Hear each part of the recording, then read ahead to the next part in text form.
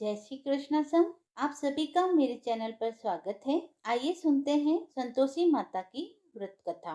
एक बुढ़िया थी, उसके 7 बेटे थे। 6 कमाने वाले थे, एक निकम्मा था। बुढ़िया माँ 6 बेटों की रसोई बनाती, भोजन कराती और कुछ जूठन बच जाती वह 7वें को दे देती थी। परंतु वह बड़ा भोला भाला था, मन में कुछ विचार नहीं करता था। एक दिन वह बहू से बोला, देखो मेरी माँ को मुझ पर कितना प्रेम है। वह बोली, क्यों नहीं, सबका झूठा बचा हुआ जो तुमको खिलाती है। वह बोला, ऐसा नहीं हो सकता है, मैं जब तक आंखों से न देख लूं मान नहीं सकता। बहू ने हंसकर कहा, देख लोगे तब तो मानोगे। कुछ दिन बाद त्योहार आया। घर में 7 प्रकार के भोजन और चूरमे के लड्डू बने। वह जांचने को सिर दुखने का बहाना कर पतला वस्त्र सिर पर ढक रसोई घर में सो गया। वह कपड़े में से सब देखता रहा। 6 भाई भोजन करने आए। उसने देखा, माँ ने उनके लिए सुंदर आसन बिछा, नाना प्रकार की रसोई परोसी और आग्रह करके उन्हें जिमाया। वह देखता रहा। 6 भोजन कर उठे, तब माँ ने उनकी झूठी थालियों में से लड्डू के टुकड़े उठाकर एक लड्डू बनाया। जूठन साफ कर बुढ़िया माँ ने उसे पुकारा, बेटा 6 भाई भोजन कर गए, अब तू ही बाकी है, उठ तू कब खाएगा। वह कहने लगा, माँ मुझे भोजन नहीं करना, मैं अब परदेश जा रहा हूँ। माँ ने कहा, कल जाता हो तो आज चला जा। वह बोला, हाँ आज ही जा रहा हूँ। यह कहकर वह घर से निकल गया। चलते समय स्त्री की याद आ गई। वह गौशाला में कंडे थाप रही थी। वहां जाकर बोला, हम जावे परदेश आवे कुछ काल, तुम रहिए संतोष से धर्म अपनो पाल। वह बोली, जाओ पिया आनंद से, हमारो सोच हटाए, राम भरोसे हम रहे, ईश्वर तुम्हें सहाय। दो निशानी आपनी देख ध्रुव में धीर, सुधी मति हमारी बिसारियो, रखियो मन में गंभीर। वह बोला, मेरे पास तो कुछ नहीं, यह अंगूठी है सो ले, अपनी कुछ निशानी मुझे दे। वह बोली, मेरे पास क्या है, यह गोबर भरा हाथ है। यह कहकर उसकी पीठ पर गोबर के हाथ की थाप मार दी। वह चल दिया। चलते चलते वह दूर देश में पहुंचा। वहां एक साहूकार की दुकान थी। वहां जाकर कहने लगा, भाई मुझे नौकरी पर रख लो। साहूकार को जरूरत थी, बोला रह जा। लड़के ने पूछा, वेतन क्या दोगे। साहूकार ने कहा, काम देखकर दाम मिलेगा। साहूकार की नौकरी मिली। कुछ दिनों में दुकान का सारा लेन देन, हिसाब किताब, ग्राहकों को माल बेचना, सारा काम उसने सीख लिया और सभी काम वही करने लगा। साहूकार के 7-8 नौकर थे, वे सब चक्कर खाने लगे। यह तो बहुत होशियार बन गया।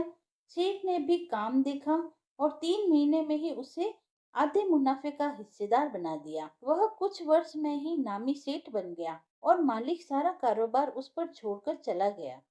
अब बहू पर क्या बीती सो सुनो। सास ससुर उसे दुख देने लगे। सारी गृहस्थी का काम करा के उसे लकड़ी लेने जंगल में भेजते। इस बीच घर के आटे से जो भूसी निकलती, उसकी रोटी बनाकर रख दी जाती और फूटे नारियल की नारेली में पानी। इस तरह दिन बीतते रहे। एक दिन वह लकड़ी लेने जा रही थी। रास्ते में बहुत सी स्त्रियां संतोषी माता का व्रत करती दिखाई दी। वह वहां खड़ी होकर कथा सुनने लगी और पूछा, बहनों तुम किस देवता का व्रत करती हो और उसको करने से क्या फल मिलता है। इस व्रत को करने की क्या विधि है। यदि तुम अपने इस व्रत का विधान मुझे समझा कर कहोगी तो मैं तुम्हारा बड़ा एहसान मानूंगी।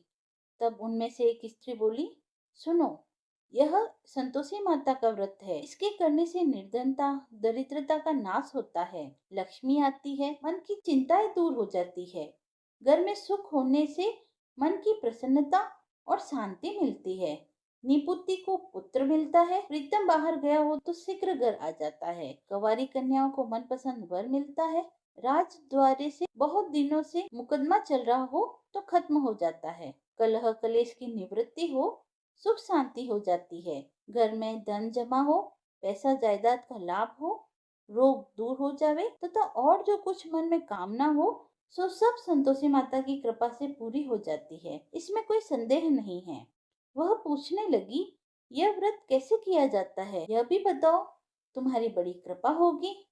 वह कहने लगी, 1.25 आने का गुड़ चना लेना, इच्छा हो तो 5.25 आने का ले लेना, सहूलियत के अनुसार ले लेना, बिना परेशानी, और श्रद्धा व प्रेम से जितना भी बन पावे सवाया लेना। प्रत्येक शुक्रवार को निराहार रहकर कथा सुनना। इसके बीच क्रम टूटे नहीं, लगातार नियम पालन करना। सुनने वाला कोई न मिले तो घी का दीपक जला उसके आगे या जल के पात्र को सामने रखकर कथा कहना, परंतु नियम न टूटने देना। जब कार्य सिद्ध न हो तो नियम का पालन करना, और कार्य सिद्ध हो जाने पर व्रत का उद्यापन करना। 3 मास में माता फल पूरा करती है। यदि किसी के ग्रह खोटे भी हो तो भी माता वर्ष भर में कार्य सिद्ध करती है। फल सिद्ध होने पर उद्यापन करना चाहिए, बीच में नहीं। उद्यापन में 2.5 सेर आटे का खाजा तथा इसी परिणाम से खीर व चने का साग करना चाहिए। 8 लड़कों को भोजन कराना, जहाँ तक मिले देवर जेठ भाई बंधु के हो, न मिले तो रिश्तेदार और आस पड़ोस वालों को बुला लेना। उन्हें भोजन करा यथाशक्ति दक्षिणा दे माता का नियम पूरा करना। उस दिन घर में खटाई न खाना। यह सुन बुढ़िया की लड़की की बहू चल दी। रास्ते में लकड़ी के बोझ को बेच दिया और उन पैसों से गुड़ चने ले लिए। माता के व्रत की तैयारी कर आगे चली और सामने मंदिर देखकर पूछने लगी, यह मंदिर किसका है? सब कहने लगे, यह संतोषी माता का मंदिर है। यह सुनकर माता के मंदिर में जाकर चरणों में लौटने लगी। दीन हो विनती करने लगी, माँ, मैं निपट अज्ञानी हूँ, व्रत के कुछ भी नियम नहीं जानती हूँ, मैं दुखी हूँ। हे माता जगत जननी, मेरा दुख दूर कर, मैं तेरी शरण में हूँ। माता को दया आई। एक शुक्रवार बीता कि दूसरे को उसके पति का पत्र आया और तीसरे शुक्रवार को उसका भेजा हुआ पैसा आ पहुंचा। यह देख जेठ जेठानी मुंह सिकोड़ने लगी। इतने दिनों में इतना पैसा आ गया, इसमें क्या बड़ाई। लड़के ताने देने लगे। काकी के पास पत्र आने लगे, रुपए आने लगे। अब तो काकी की खातिर बढ़ेगी, अब तो काकी बोलने से भी नहीं बोलेगी। बेचारी सरलता से कहती, भैया कागज आवे रुपया आवे हम सब के लिए अच्छा ही है। ऐसा कहकर आंखों में आंसू भरकर संतोषी माता के मंदिर में आ मातेश्वरी के चरणों में गिरकर रोने लगी। माँ, मैंने तुमसे पैसा कब मांगा है? मुझे पैसे से क्या काम है? मुझे तो अपने सुहाग से काम है। मैं तो अपने स्वामी के दर्शन करना चाहती हूँ। तब माता ने प्रसन्न होकर कहा, जा बेटी, तेरा स्वामी आवेगा। यह सुनकर खुशी से बावली होकर घर में जा काम करने लगी। अब संतोषी माँ विचार करने लगी, इस भोली पुत्री को मैंने कह तो दिया कि तेरा पति आवेगा, पर कैसे? वह तो इसे स्वप्न में भी याद नहीं करता।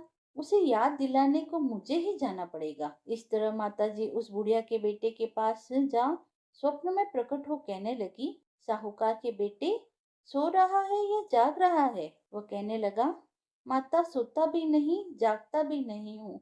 क्यों, क्या आज्ञा है? माँ कहने लगी, तेरे घर बार कुछ है कि नहीं? वो बोला, मेरे पास सब कुछ है, माँ बाप बहू है, क्या कमी है?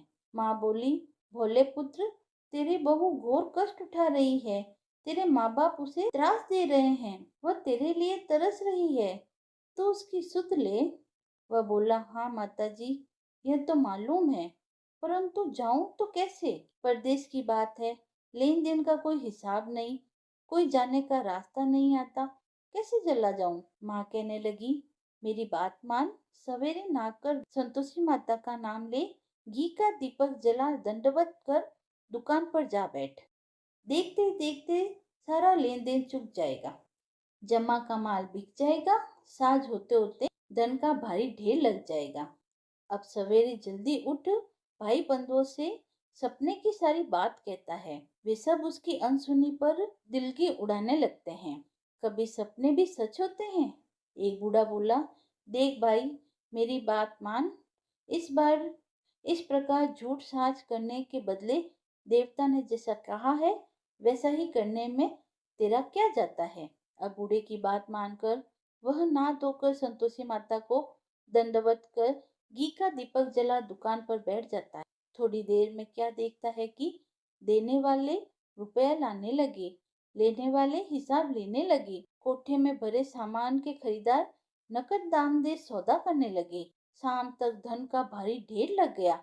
मन में माँ का नाम ले चमत्कार देख प्रसन्न हो घर ले जाने के वास्ते गहना कपड़ा सामान खरीदने लगा। यहाँ काम से निपट तुरंत घर को रवाना हुआ। उसकी पत्नी जंगल में लकड़ी लेने जाती है। लौटते वक्त माता जी के मंदिर में विश्राम करती है। वह तो उसके प्रतिदिन रुकने का जो स्थान ठहरा। धूल उड़ती देख वह माता जी से पूछती है, हे माता, ये धूल कैसे उड़ रही है?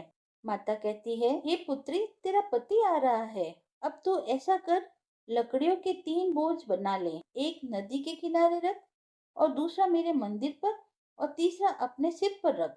तेरे पति को लकड़ियों का गट्ठर देख मोह पैदा होगा। वह यहाँ रुकेगा, नाश्ता पानी खाकर माँ से मिलने जाएगा।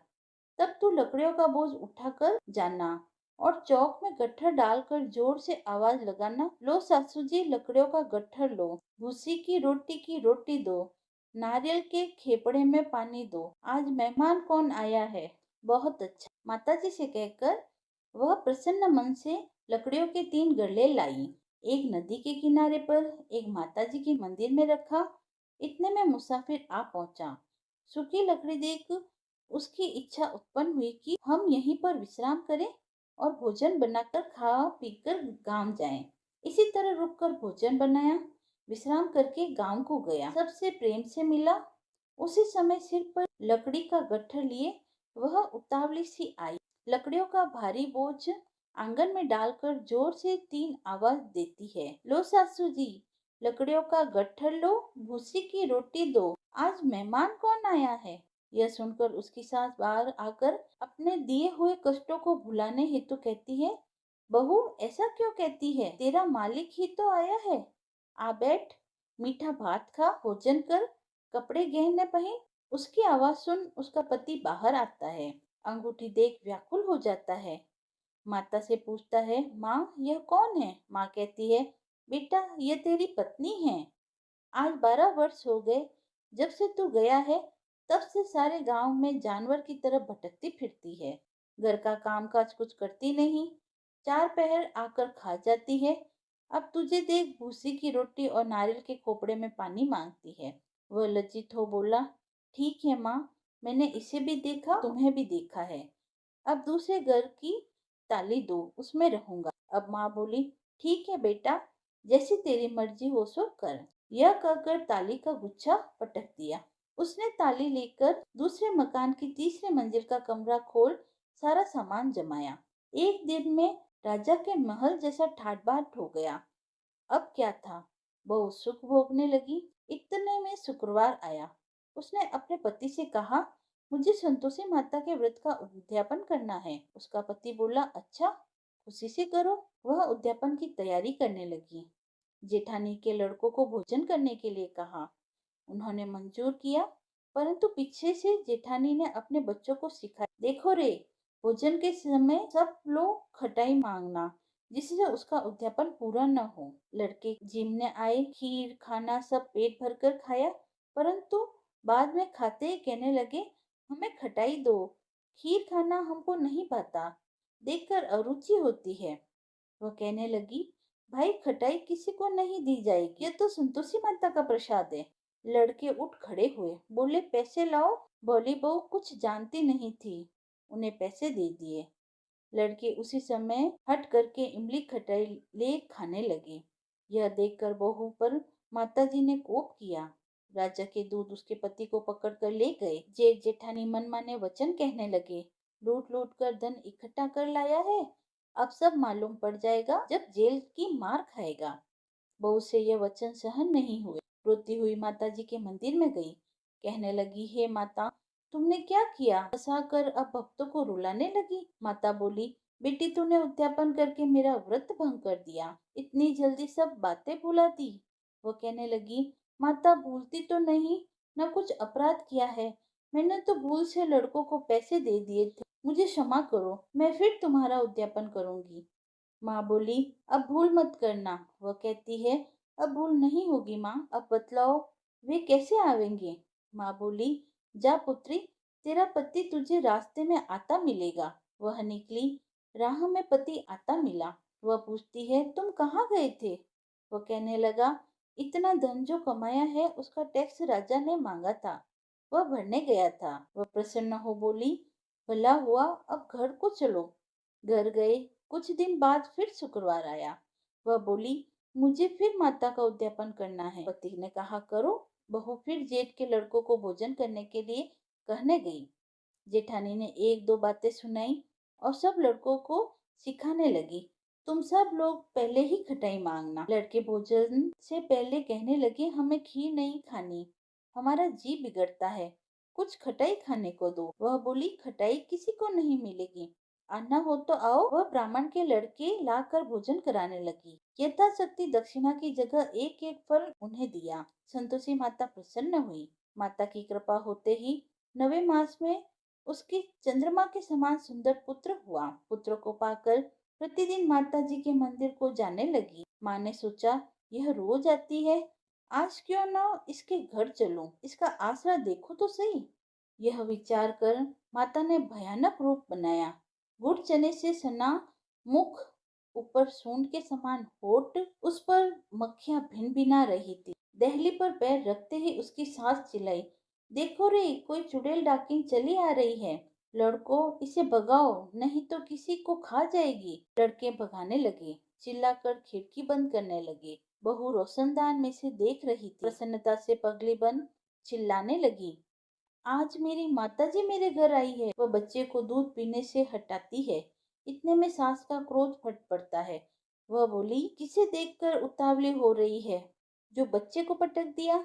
इतने में माँ के प्रताप से लड़के ही लड़के नजर आने लगे। वह बोली, माँ, मैं जिसका व्रत करती हूँ, यह वही संतोषी माता है। इतना कहकर झट से सारे किवाड़ खोल दिए।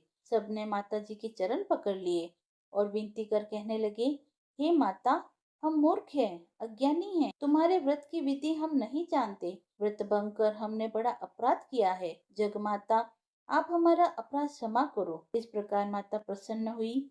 बहू को प्रसन्न हो, जैसा फल दिया वैसा माता सबको दे। जो व्रत कथा पढ़े सुने, उनके सभी मनोरथ पूर्ण हो। बोलो संतोषी माता की जय। कथा समाप्त हुई। यदि आपको कथा पसंद आई हो तो आप मेरे चैनल को लाइक शेयर एंड सब्सक्राइब करें। धन्यवाद।